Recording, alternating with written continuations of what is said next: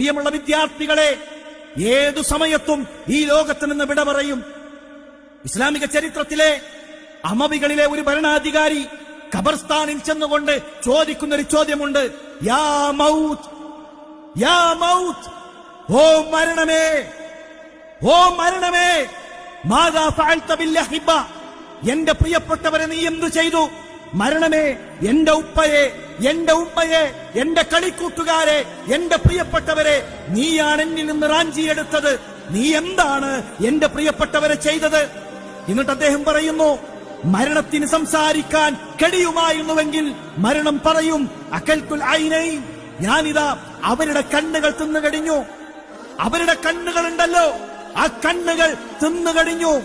അവരുടെ കവിൾത്തടങ്ങൾ തിന്നുകഴിഞ്ഞു. ശരീരത്തിന്റെ ഓരോ ഭാഗങ്ങളും തിന്നുകഴിഞ്ഞു. അവർ മണ്ണായി തീർന്നു എന്ന് മരണം പറയും.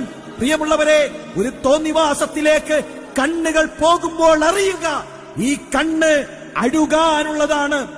അഴകുള്ള മുഖവും അഴുകാനുള്ളതാണ്. മണ്ണിന്റെ ഭാഗമായി തീരാനുള്ളതാണ് നമ്മുടെ ജീവിതം എന്ന തിരിച്ചറിവുണ്ടാകണം. അതുകൊണ്ട് നമ്മുടെ ജീവിതത്തെ കൃത്യമായി ക്രമീകരിക്കുക. നമസ്കാരം നമുക്കുള്ള പരിചയം.